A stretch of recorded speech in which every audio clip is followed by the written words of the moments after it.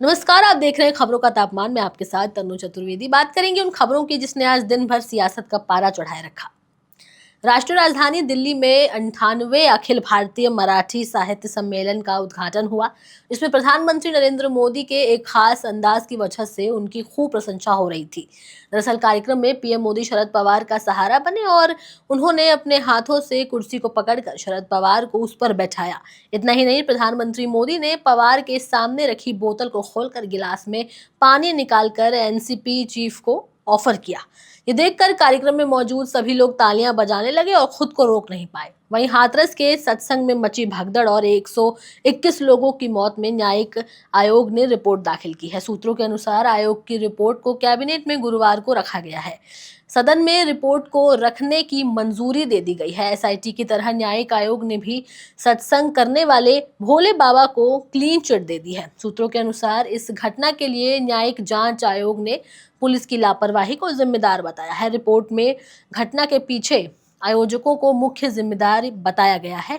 वहीं आयोग ने भविष्य में ऐसी घटनाओं को रोकने के लिए कई सुझाव भी दिए हैं। रेल मंत्रालय ने सोशल मीडिया प्लेटफॉर्म एक्स को पत्र लिखा है। इस पत्र में रेल मंत्रालय ने एक्स को 15 फरवरी को दिल्ली रेलवे स्टेशन पर हुई भगदड़ से जुड़ी सभी वीडियो और फोटोज को अपने प्लेटफॉर्म से हटाने के लिए कहा है।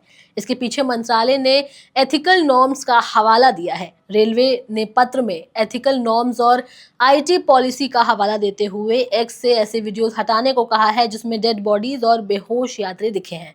मंत्रालय ने 36 घंटे के भीतर एक्स से करीब 250 ऐसे वीडियोस हटाने के लिए कहा है। हालांकि एक्स की ओर से अभी तक रेलवे मंत्रालय के पत्र पर कोई जवाब नहीं आया है। ओपन सोर्स प्लेटफॉर्म विकिपीडिया पर छत्रपति संभाजी महाराज पर लिखे गए विवादित कंटेंट मामले में बड़ी जानकारी सामने आई है।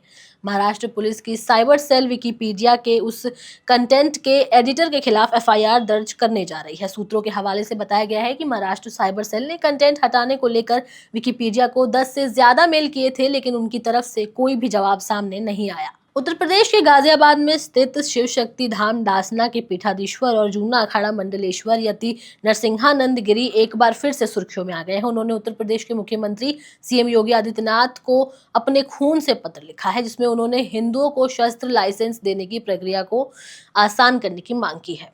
वहीं दिल्ली के पूर्व मुख्यमंत्री और आम आदमी पार्टी नेता आतिशी ने कहा है कि कल भाजपा की दिल्ली सरकार ने शपथ ली और आज शाम 7 बजे से पहले कैबिनेट बैठक हुई। अगर मोदी जी की गारंटी होती तो पहले कैबिनेट की बैठक में महिलाओं को 2500 देने की योजना पारित होती। उन्होंने ये साबित कर दिया कि मोदी की गारंटी नहीं होती है, मोदी की गारंटी जुमला होती है। महाराष्ट्र के मंत्री और बीजेपी के नेता नीतीश राणे ने सनातन बोर्ड से मांग की है। राणे ने रत्नागिरी में कहा कि आज इस बात की गरज है कि ये जो वक्फ बोर्ड नाम का हिरवा संकट हिंदुओं पर आया है, इसको रोकने की जरूरत अब पड़ रही है। राणे ने कहा कि जिस तरह केंद्र में मोदी जी हिंदुत्व की रक्षा के लिए काम कर रहे हैं, उसी तरह से देश में सनातन बोर्ड के जरिए हिंदुओं की जमीन का आरक्षण किया जाए, ये मेरी मांग है। वहीं दिल्ली की मुख्यमंत्री रेखा गुप्ता ने आम आदमी पार्टी पर निशाना साधा। उन्होंने कहा कि आम आदमी पार्टी को कोई अधिकार नहीं बनता है कि हम पे उंगली उठाए।